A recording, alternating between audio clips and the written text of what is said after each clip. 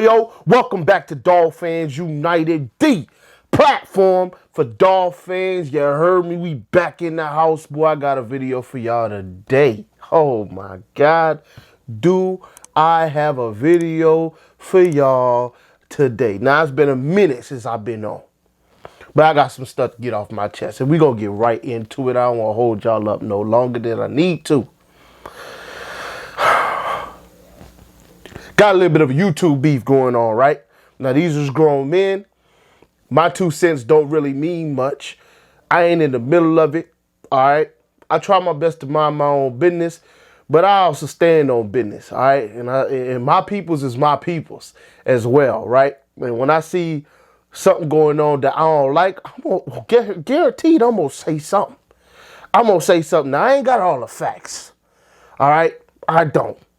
But I know people based off character that I rock with, right? So because there's people based on character that I rock with, when I see something that I don't like, I got to say something. That's me, all right? We ain't all like that. Some of y'all, you know what I'm saying, you rather not say nothing, and you might, or you might be cool with both sides, so you can't say nothing, right? I ain't cool with both sides. I don't even know one party like that. Now, I ain't got nothing against the man. But I just don't like how he came at my boy. So because I don't like how he came at him, I got to say something. Yes, I got a problem with Barry Cunningham coming after my guy Duck. All right? Y'all know this channel, Dolphins United. I'm about unity. All right? But when I see people trying to fracture the unity, that's why I get to step in that. Now, once again, this is 2 more grown men. They can handle their business on their own. They don't need me, right? Doug don't need me to come to bat for him. He don't. He really don't, all right? He just don't, because he a grown man. He can handle it himself. And he's already made his video. TD's made his video basically saying that it ain't nobody business, this and that, and he's staying out of it. And I respect that, all right? I definitely do. But I ain't about to sit here and not pick sides. All right? I'm not about to do that. Now, I could sit back and not had put this video out, not said nothing, even though I got other things to talk about in this video, but I could have just not said nothing. But once again, I just need y'all to know this is who I am, right? Like if I see something going on to one of my brothers I feel like is unjust, I'm going to open my mouth and say something. Whether he felt like it was necessary or not, which I'm sure, you know what I'm saying, he might have his opinion if he watches this video. But either way, Doug, I rock with you. All right, you already know that. You was literally the first big YouTuber to come and show love on my channel, my first video. All right, you put the battery in my back to help me to keep going. So when I see people running their mouth, just going on a diatribe about you, I'm going to feel some type of way, especially when I feel like it was unwarranted, which I do in this case feel like it was unwarranted and unnecessary. This is a community where we're supposed to be better than that. We're supposed to, I mean, I understand sometimes you got to go at somebody because of their takes or this and that's okay, all right, because we're not always going to think the same. But we don't have to go to that level that Barry went to. That level, we don't got to go to that level. All right, we're grown men and women in this space. We don't have to stoop to certain levels, especially when it comes to how long you've been in the game and how many subscribers you got. Because, and Barry did mention that none of that stuff really matters at the end of the day, because you can have it because of your hot takes and it not be real subscribe. You know, like it could. You can manipulate the numbers a little bit by your titling and certain and in marketing and certain things like that. So I'll give Barry that. All right. And I used to be a big Barry guy, Barry Cunningham. I really loved his content early on when he first started out. He was throwing some hot stuff out there and he was making a lot of sense. And then just over like the last year or so, like things shifted. Now, I don't understand what happened. Maybe it's just his love for Tua died down. Heck, my love for Tua died down, but I didn't go to the level he went to, which, I mean, everybody different, right? But I don't know what happened. I just saw he went in a different direction. Now, did it help him grow his channel way more? Yeah. But I feel like, he's kind of sold out on the Miami Dolphins. Now, he said that his channel is not a Miami Dolphins channel. I didn't know that before. I know that now.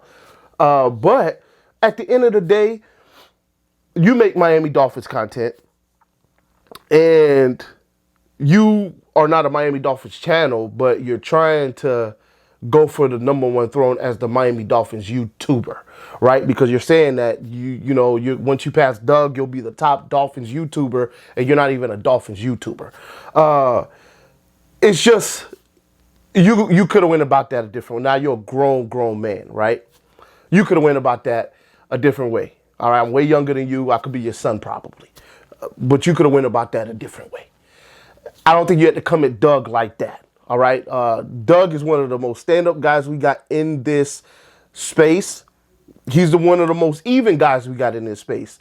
He talks about Tua when Tua does bad. He criticizes Tua, and then also he'll show love to Tua as well. All right. And he's an optimistic fan where, he's going to try to look at the glass half full in certain things, and then on other things, he's going to look at it half empty, because he always says on his channel he'd rather be surprised than shocked or whatever, or he'd rather look at it as a bad thing, so that if something good happens, he could feel good about it rather than feeling bad if the opposite. All right, but anyway, he did not have to come at Doug like that. The stuff he was saying about Doug, I don't agree with. All right. Doug has been nothing but a standard for the Dolphin community when it comes to Dolphins content. Barry could never match up to that. Okay. Because Doug's been in this space way longer. That means something because people have been rocking with Doug for a very long time. Right. Cunningham, he's doing well. I'm not sitting here saying he's not. Like, the man has over 30,000 subscribers in a short amount of time. Obviously, he's doing really well, right? But at the end of the day, you're not going to usurp Doug. It doesn't matter if you get more subscribers than him. He is the GOAT of our Dolphins community. Plain and simple. It's because he's been consistently doing this for a very long time. Doesn't matter if you have more subscribers. You're not going to usurp Doug as the #1 YouTuber in this space, right? There's another channel, as Doug mentioned, that has more subscribers than Doug, Dolphins Today. They are not viewed as the #1 Dolphins YouTuber. It's Doug. Why is it Doug? It's not because of his subscriber count. It's because he's a stand-up guy doing Dolphins content, and he's consistent, and he's unbiased, right? He's unbiased. He gives you an honest take about his team, and he does his homework when he gives you his takes. He's not just foaming at the mouth and just talking about nonsense, all right, and clickbaiting you every chance you get. That's not Doug's way, all right? Doug does it the honest way. Might not get him as many subscribers as fast, but in the long run, he's seen success in this space, right? Y'all can't be coming at that man like that. It don't make no sense, all right? Barry, shame on you for doing that. Now, I'm a small little 4,000 subscriber. You want to come at me? Cool. You know what I'm saying? Like, I already unsubscribed from Barry. All right? Barry ain't subscribed to me, I'm pretty sure. All right? Now, maybe he is, and I don't know about it. But once again, I used to rock with Barry. I can no longer rock with Barry because his content to me has shifted. And on top of that, the way he came at my guy. All right. Plain and simple. I can't rock with you after that. All right. Now, I'm not telling nobody on my channel to go unsubscribe to Barry. If you rock with Barry, please stay, you know what I'm saying, watching his content and supporting him. I just won't support him no more. Personally, because I don't feel like he's a Dolphins YouTuber. I thought he was. I don't feel like he is anymore. He make Dolphins content. Yeah, and that's cool. But I thought he was a Dolphins YouTuber. he proved that he is not. All right. And it seems like he just wants clout to be the top Dolphins YouTuber, and that's cool. All right. We all have goals and aspirations, but you all got to put another man down to do it.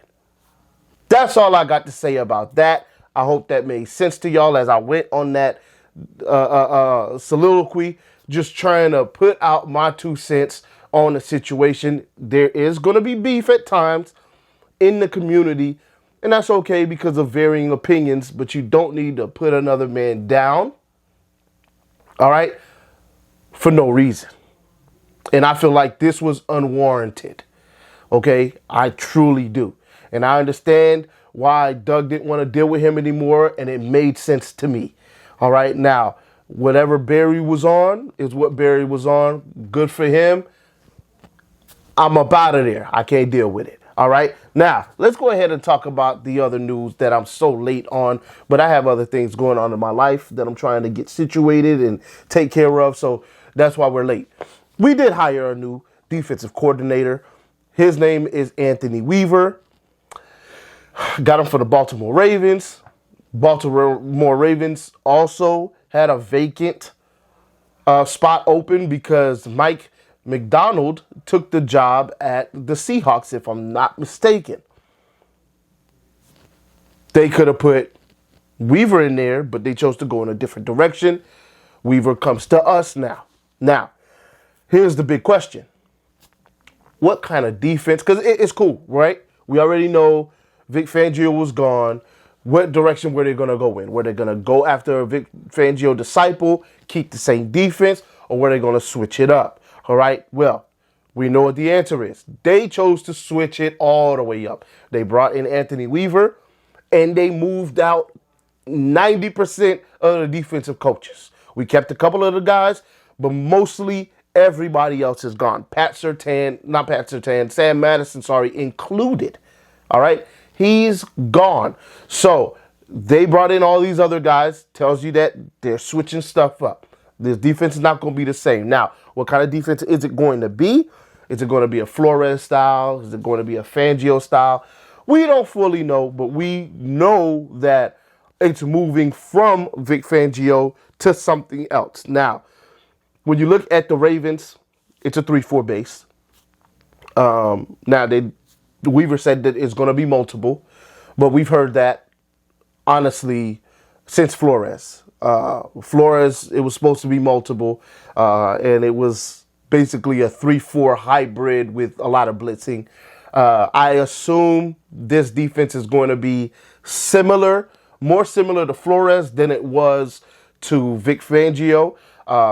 Yes, there will be some zone implemented in, I believe, but it's going to be a lot of disguising. All right. I think that's what Baltimore really does well is they disguise their defense. They want to give you a different look, and they want to show you a different look pre-snap than the look that you're going to see post-snap is basically what I'm trying to say. They do blitz. All right. And they're super aggressive and physical. All right. Now, physicality, in order to have the physicality that Weaver wants to implement, we're going to need linebackers that can play at that physicality. We do have the outside linebackers that can play at that physicality. The inside is what needs work. Now, we have Baker, who's still under contract, and then we have Long, who's under contract for 1 year because I think he signed a 2-year deal. We're going to need somebody else. I don't know if that's Tyndall, who's got the size, but up here hasn't been right. Weaver's background is defensive line, so I don't know how he'll really help the linebackers. They did bring in new linebacker coaches, so we'll see what ends up happening there. But we're going to need better linebacker play so it can be the physicality that they're looking for. Because you look at the Ravens, they had beast linebacker play. Roquan Smith, Patrick Queen, all right? Inside linebackers that can sniff out the run, that can play the pass, and that were stupid physical. If they hit you, you're going down where they hit you at. We need that. We Desperately need that. So hopefully we get it through free agency or the draft. Because if we keep it status quo, I don't see how we can be as physical as he wants to be. I don't see how we can be the aggressive, tough defense that he is expecting us to be. So I'm interested to see the moves that are made because that's going to help tell us where we're going next year when it comes to the defensive scheme. Right now, we know also that he mentioned Ramsey is going to be moved around. All right, great. Because Ramsey was not utilized correctly, in my opinion, last year. Now, did it work? Did the defense work last year? Yes, of course. For the last half of the year, up until the end, we were a top 5 defense, and then it fell off a cliff because of injuries, really, to be honest. But we could have used Ramsey in a better way than we used him last year. Staying on one side of the field for the most part of the season, that don't work, man. We can't be doing that. All right? In 2023, we shouldn't have been sticking him on one side of the field when we knew X was injured. Move this man around. Let him go do some things to help us win the games. All right? You can't just stick that man on one side of the field. They're not going to throw to whoever he's on. They're just going to go at Kohu, who they did go at for 89% completion percentage against Kohu. We can't allow stuff like that to happen because Ramsey's guy is not being targeted because you only stuck him over there, and it don't matter if it's the third string wide receiver, he's with him. Game against Buffalo Bills, first one. They ate with Stephon Diggs on Kohu. Destroyed us because they would not put Ramsey on him, and they would not put Diggs on that outside. They only put him in the slot, and they wouldn't switch. So they were killing us. We don't have that happen if Ramsey's on him because Ramsey, in more cases than not, is going to be sticking him well enough to where Allen has to look somewhere else. Okay, that's the type of thing that we have in Ramsey that we were not utilizing well because Fangio was one of those old school my way or the highway guys. Now, they bring in an Anthony Weaver, who is a defensive coordinator likened to the offensive coordinator in Mike McDaniel. All right? Mike McDaniel and Weaver are the same guy, philosophy-wise. They believe in servitude. They believe in uplifting. They believe in making sure that they don't waste these players' careers and taking it very serious that these players are not going to be playing for a long time. So they want to make sure they get the most out of the players and that the players get the most out of their opportunity and their ability. They're the same guy philosophy-wise. We'll see if they're the same guys play calling-wise. Let's hope in some cases, yes, and then in some cases, no, because Mike McDaniel has not been great play calling these last 2 years. He's been really good at times and then off at times. Let's hope Weaver is a little bit better. He did have a stint as a defensive coordinator in Houston during the pandemic. I'm not going to hold it against him. The only player he had on that defense was J.J. Watt. It wasn't a good defense. Now, with the Baltimore Ravens, he's been over there a few years. He played for them as well as a player. You know, he's picked up some really good things. Let's hope he implements them well and that the coaches implement what he wants to do well so that we can continue to build a better defense and hopefully not a bend, don't break defense, but an aggressive style defense that doesn't allow you to get a lot of yards or points. All right, we can't just be a defense that allows you that doesn't allow you to get a lot of points, but we give up a heck of a lot of yards, right? Because when you're giving up a whole bunch of yards, that means that your defense is on the field too much. Okay, we don't want that. We want to not give up either yards or points. Let's hope that we can be that type of defense moving forward. All right, and we give our team a chance when the offense is not playing well.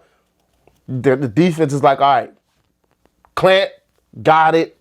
good. They only score 6 points to our 7. We win the game, right? We need games like that too.